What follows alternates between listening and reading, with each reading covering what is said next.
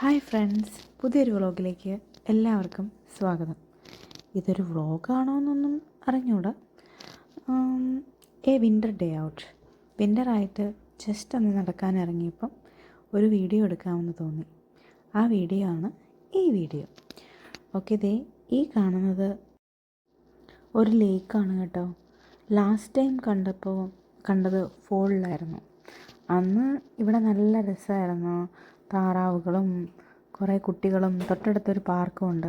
ആ പാർക്കിൽ കുറേ കുട്ടികളും താറാവുകളും എല്ലാമായിട്ട് ദേ ഇപ്പോൾ കണ്ടോ, ഇവിടെ ഇവിടെ അങ്ങനെ ഒരു വെള്ളത്തിൻ്റെ ഒരു അംശം പോലും കാണാൻ പറ്റുന്നില്ല.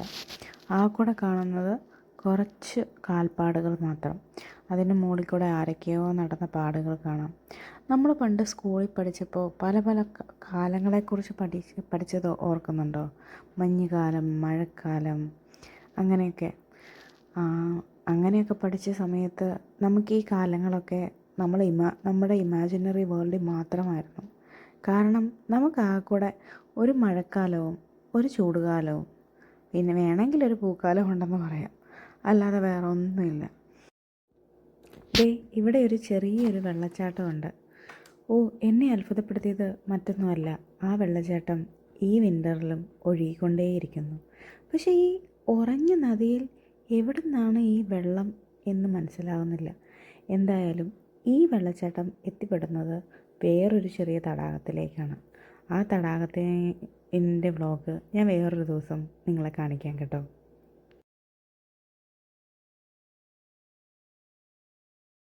വിൻ്റർ പലർക്കും പല വികാരങ്ങളാണ്. ചിലർക്ക് ഇതെങ്ങനെയെങ്കിലും ഒന്ന് കഴിഞ്ഞാൽ മതി, ചിലർക്കതൊരനുഭൂതിയും, മറ്റു ചിലർക്ക് കൈപ്പേറിയ പല ഓർമ്മപ്പെടുത്തലുകളും.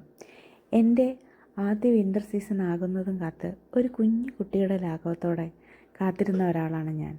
വിൻ്ററിനേക്കാളും മഞ്ഞ് കാണാനുള്ള ആകാംക്ഷയായിരുന്നു അതിന് പിന്നിൽ. ആദ്യത്തെ മഞ്ഞുകാലം കഴിഞ്ഞതോടുകൂടി ആ കാര്യത്തിൽ ഒരു തീരുമാനമായി. ഇപ്പോൾ എനിക്ക് അത്ര പ്രിയമൊന്നുമല്ല വിൻ്റർ എന്ന് പറയുന്നത്. ഓരോ മഞ്ഞുകാലം കഴിയുമ്പോഴും ആ ആകാംക്ഷ കുറഞ്ഞു വരികയാണ്. പക്ഷേ കാനഡയിൽ ഏറ്റവും ഉള്ള കാലം മഞ്ഞുകാലമാണ്. അപ്പോൾ കുറച്ചൊക്കെ ഇഷ്ടപ്പെടാതെ വയ്യ.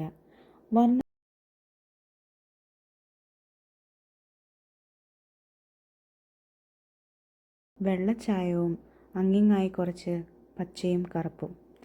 അതിന് ആദ്യം കാണുന്ന ആ ഒരു ഭംഗി മാത്രമേ ഉള്ളൂ. പിന്നീട് പോകെ അതത്ര ഭംഗിയായി തോന്നിയിട്ടില്ല. കാനഡയിൽ ഏറ്റവും സുന്ദരം ഇവിടുത്തെ പ്രകൃതിയാണ്, ഓരോ കാലങ്ങളാണ്. അതിനായി പ്രകൃതി സ്വയം ഒരുങ്ങുന്നതും മാറുന്നതും വളരെ മനോഹരമാണ്. വിൻ്ററിന് മുമ്പ് ശിശിരത്തിൽ ഇലകൾ പൊഴിഞ്ഞ് ഓരോ മരങ്ങളും ശൈത്യത്തിനായി തയ്യാറെടുക്കുന്നു. ശൈത്യകാലത്തിന് ശേഷം അവ പുതിയ തുടക്കത്തിനായി തളിർക്കുന്നു, പൂക്കുന്നു, കായ്ക്കുന്നു, പിന്നെയും കൊഴിയുന്നു. അടുത്ത ശൈത്യത്തിനായി, പുതിയ പ്രതീക്ഷകൾക്കായി. ഓരോ കാലത്തിലും ഈ ട്രെയിലിന് ഒരു പ്രത്യേക ഭംഗിയാണ്. പക്ഷേ എനിക്ക് ഏറ്റവും ഇഷ്ടം ഇത് ശിശിരത്തിൽ കാണാനാണ്. ശിശിരം എന്ന് പറയുന്നത് നമ്മുടെ ഇല പൊഴിയും കാലം. എന്താ അല്ലേ, ഈ കാലങ്ങളൊക്കെ നമ്മൾ സ്കൂളിൽ പഠിച്ച ഒരു ഓർമ്മ മാത്രമേ ഉള്ളൂ. നടന്നതേ നമ്മൾ ട്രെയിലിൻ്റെ ഏറ്റവും അവസാനം എത്തിയിരിക്കുകയാണ്. നമ്മൾ ആ ഇടയ്ക്ക് വെച്ച് കണ്ട വെള്ളച്ചാട്ടത്തിൻ്റെ ആ കൊച്ചരുവി കണ്ടില്ലേ? ആ കൊച്ചരുവിയുടെ ഒരു ഭാഗം നമുക്കിവിടെ കാണാൻ പറ്റും.